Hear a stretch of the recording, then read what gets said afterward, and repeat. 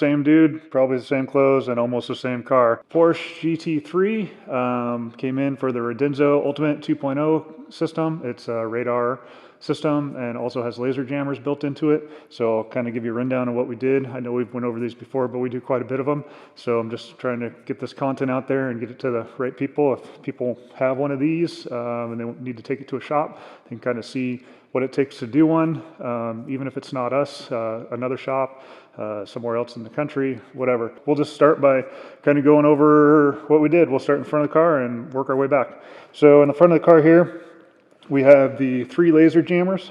On the outside, the bigger sensors, those are called RX sensors, and then the center one's called a TX sensor. The one in the center has about 10 times the jamming power as the outside ones. So basically what happens with those is your 2 outer ones are doing most of the receiving, and then the center one is sending out the jamming signal to jam the gun that you're getting shot by. The radar sensor is tucked behind the bumper. It can see through plastic. So we mount that behind the bumper. We make an aluminum bracket, bend it on our brake, and then mount it to factory locations there, like factory bolts. One other thing we did on the front is we did a magnetic charge port. That way when the customer is storing his car, he can just click that charger port on there, and then if he forgets to unplug it or something, it'll unplug itself when he pulls out of the garage. So inside the car, we have the display that's up high in the center console. There's usually like a black knockout in the upper overhead console that I'm not sure, I've never even seen if there's an accessory that goes in there or if that's just a knockout. Maybe there's something that goes in there in overseas cars, but I've never seen one come in with something in this center spot. Anyway, we take that panel out and then we fab up a piece, you know, cut some things out on our laser, and we make it fit right in there, and that's where we put the display. What that does is that way if the car ever needs, like they ever want to take it out for some reason, which we never take these radars out, you know, they usually always get sold with the car. But if for some reason it did, you could pop that out and you could put that plastic piece back in to put it back to stock. So that's pretty much all you see in the front when you're in the driver's seat. Anything in the car, that's the only thing that you're going to see when we do one of these systems. The brain for everything, in these cars, we do them in the back. That back trim panel that's underneath the rear window, that comes off, and there's a lot of factory fusing and stuff like that, and there's some space in there that we mount the 2 brains for the radar jammer, or the radar detector, and the laser jammers. In the back of the car, we have the 2 laser jammers that we put on the back. The reason they do 2 in the back is this will still do jamming. It'll jam all the guns, even the Dragon Eye guns, when you have 2 of these. However, you're usually getting shot in the front of the car 98% of the time. So coverage in the back isn't such a huge deal. You could add a 3rd sensor on the back of these. I've had these systems in all my cars, and I only run 2 in the back, and we have like big SUVs and trucks like that. I've never had a problem with just having 2. Same thing in the back. Radar sensor is behind the bumper. Also, same thing, manufactured or CNC'd out a aluminum bracket, bent it on our brake to a 90-degree angle, bolted it to factory bolts. When we run all the cables in and out of the car, we use factory grommets so we can get the cables through there. And then we also usually label all the connectors back here. There's quick disconnects behind here. So that way, if the car needs to be serviced and the bumper needs to come off, it's super easy to just kind of unclick the sensors and pull the bumper off. And then when they go to put it on, everything's labeled and goes back in the right direction. That's super critical in the front because the TX sensor that's in the center has to be plugged into an exact port, else it won't work correctly. A couple of things I did want to go over is I just wanted to mention that, you know, these systems aren't foolproof. No radar system is going to be foolproof. The jammers, they're going to jam. There should be no doubt about that it's going to jam the laser guns. As long as things are installed correctly, these things need to be completely perpendicular with the road. They need to be level up and down. You know, they can't be shooting out towards the side of the road. They got to be straight down the road. So we spend quite a bit of time making sure they're perpendicular with each other, or I guess this would be parallel with each one and perpendicular to the road, and then making sure that they're level. So that is key when you're doing this. So make sure if you find an installer, they can show you examples of how they do it. Maybe if they have a car in the parking lot, if they got one in the parking lot and the sensors are pointing this direction, I'd leave at that point.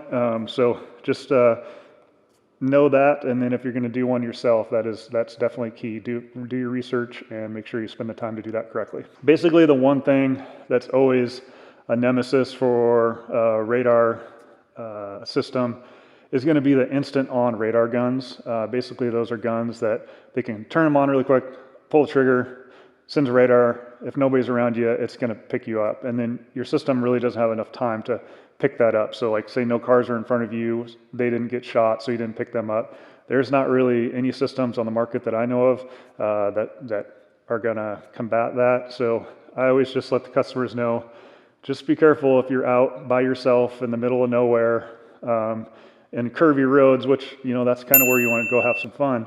But if you do come around a corner, there's a cop, he's got an instant on radar gun, you are going to probably get a ticket. All right, a little thing that might help out other shops that might not do a lot of radar and laser jammer installs that are getting into it. You know, we've done quite a few. I'm not saying we've done the most by any means, but I feel like we've done enough to know how long it's going to take in a lot of cars. So we're pretty good at judging, you know, the amount of hours that it's going to take. If you're a shop that's saying you can do it in a day or two, I would say good on you if you can, but we've done enough of these. Like this here, you know, Mark has probably done the most Porsche radars of anybody I know. And this car will take him anywhere from, I think we're into this one, 24 to 28 hours or something like that, which is over 3 days. And some people might be like, why does it take you so long? Well, you know, he's not messing around. He does a great job. He uses his time very well, I guess is what I should say.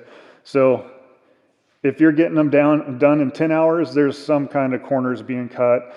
You know, you're pulling parts apart too fast. Some people might argue, but I just know that in order to do it correctly, it's going to take some time. So if you haven't done one, and you're going to quote one out, I would, for sure, if you're doing this car with the Radenso system, I would not quote it for under 24 hours worth of labor. One thing when we're doing these also, we always try and offer like a front magnetic plate.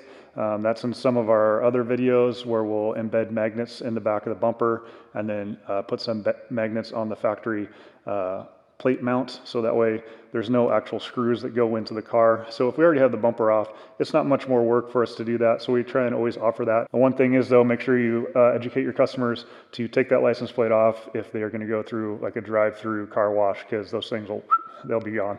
Some of the settings that we set up on all of our systems, I'm not saying this should be how you set your system up, but we always turn off X-band on the front and the rear because it doesn't seem like any cops around here anyway use X-band, and that's like a lot of your falsing for certain cruise controls on cars, going by stores, their doors, things like that. So that'll cut down on the falsing if you turn off the X-band. So we usually turn that off. We leave the laser jamming on unlimited and leave that up to the customer if they want to turn that on to like a timed jamming, meaning when we leave it on unlimited, it's always jamming if you're going over 20 miles an hour.